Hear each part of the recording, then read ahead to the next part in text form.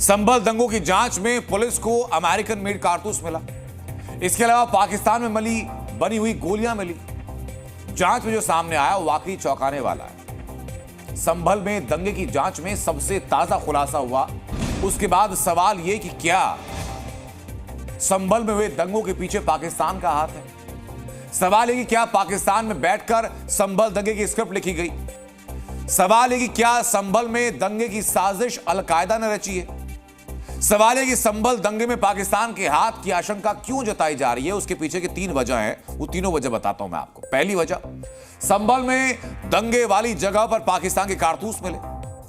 दूसरी वजह यह कि संभल से 3 महीने पहले गिरफ्तार 3 संदिग्ध आतंकी। और तीसरी वजह, पाकिस्तान में बैठे आतंकी हैंडलर्स का संभल कनेक्शन। इस रिपोर्ट में हम संभल के पाकिस्तान और आतंकी कनेक्शन को डिकोड करने जा रहे हैं।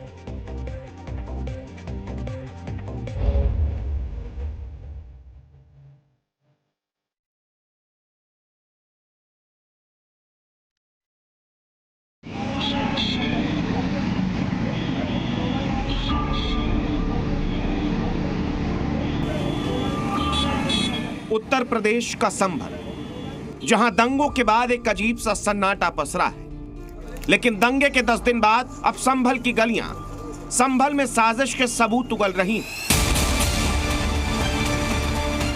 संभल में दंगे के स्पॉट की जांच में पुलिस को जो कारतूस मिले उसने सभी के होश उड़ा दिए। जांच के दौरान पुलिस की टीम को पाकिस्तान मेड कारतूस मिले। सर्च ऑपरेशन के दौरान पुलिस को 6 खोखे बरामद हुए, जिसमें से 3 ऐसे खोखे थे जो पाकिस्तान ऑर्डिनेंस फैक्ट्री से जुड़े हुए थे।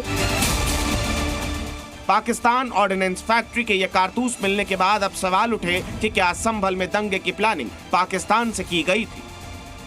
संभल में पाकिस्तानी खोखे मिलने के बाद से सुरक्षा एजेंसियां अलर्ट मोड में आ गई हैं।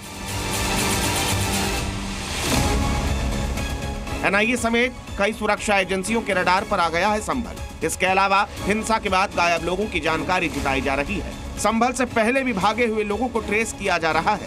संभल में आने और जाने वाले इंटरनेशनल कॉल्स की जांच हो रही है। यहाँ पे कई ऐसे अपराधी हैं जिनके द्वारा यहाँ पे आतंकी गतिविधियों में लिप्त होकर राष्ट्र विरोधी कार्य है वो समय समय पे करते रहे हैं। उन सब की भी जो है बैकग्राउंड खंगाला जाएगा। संभल एक बार फिर सुरक्षा एजेंसियों के रडार पर आ गया है। संभल के बाशिंदों के साथ साथ यहाँ के आसमान में उड़ते परिंदों पर भी नजर रखी जा रही है, क्योंकि संभल का पाकिस्तान और आतंकवाद से पुराना कनेक्शन रहा है। इस कनेक्शन की पूरी टाइमलाइन देखिए। साल 2021, आतंक की साजिश का संभल connection.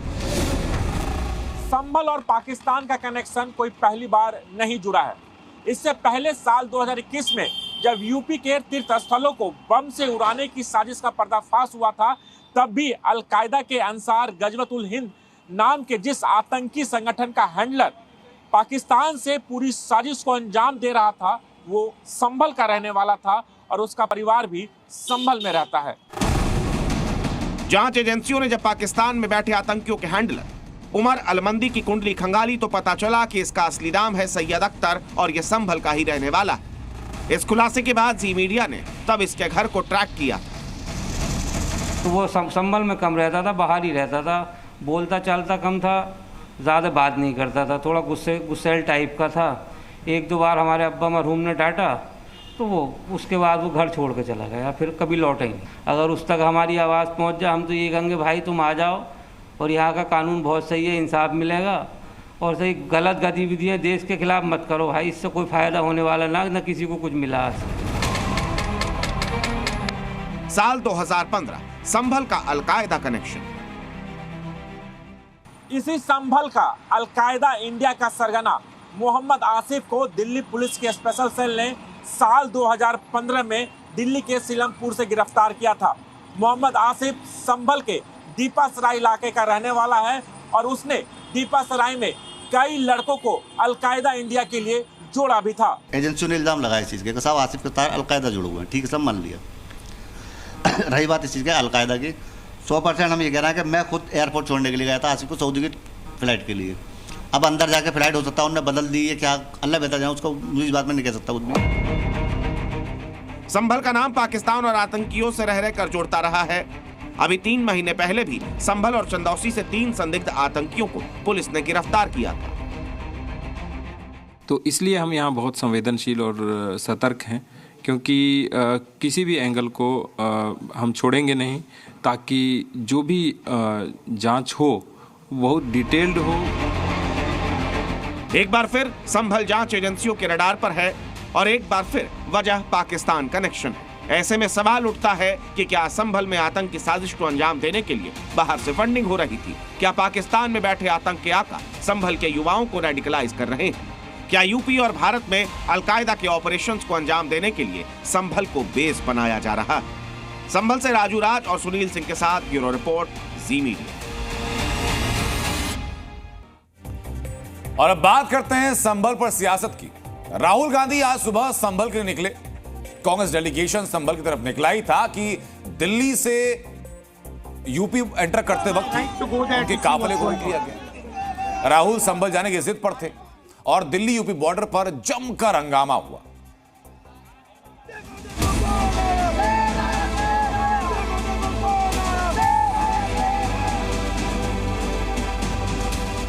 Right to go there to see what's going on. What basis if they deny the LOP permission to go? It's the issue of law and order.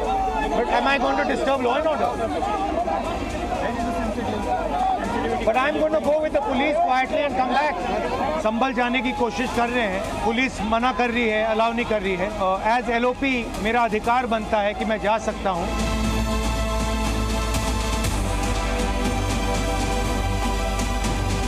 संभल में हिंसा हुई है, लोग मारे गए हैं और हम अपनी आंखों से वहां जाकर समझना चाहते थे कि हुआ क्या। तो राहुल गांधी की जिद के बावजूद उन्हें आगे नहीं जाने दिया गया और राहुल गांधी को यू टर्न वहां से लेना पड़ा। यानी एक बार फिर कांग्रेस का डेलीगेशन संभल नहीं पहुंच पाया और यू टर्न लेना पड़ा। संभल के मामले में लगता है कि कांग्रेस पार्टी अपनी सहयोगी पार्टी समाजवादी पार्टी से पिछड़ती जा रही है, क्योंकि एक तरफ जहां राहुल गांधी और कांग्रेस का डेलीगेशन संभल पहुंच नहीं पा रहा, तो समाजवादी पार्टी के नेता संभल हिंसा के आरोपियों से जेल में मिल भी आए। एक तरफ राहुल गांधी संभल तो क्या यूपी बॉर्डर पार नहीं कर पा रहे, तो अखिलेश यादव ने संभल में मृतकों के परिवार वालों के लिए 5-5 लाख रुपए के मुआवजे का ऐलान भी कर दिया। कांग्रेस संभल के मामले को संसद में उठाने पर भी समाजवादी पार्टी से पिछड़ी हुई नजर आई और अब समाजवादी पार्टी नेता कांग्रेस को इस बात के लिए ताने भी मार रहे हैं। गांधी समेत वो संभल जा रहे हैं, तो और पुलिस पार्लियामेंट में उठा नहीं रहे, वहां जा रहे हैं। पुलिस तो वहां किसी को जाने ही नहीं देगी। सर लोग फॉर्मेलिटी कर रहे हैं। संभल हिंसा को 10 दिन हो चुके हैं। एक तरफ जहां इस मामले में एक के बाद एक खुलासे होते जा रहे हैं, तो इस मामले में राजनीति भी लगातार जारी है।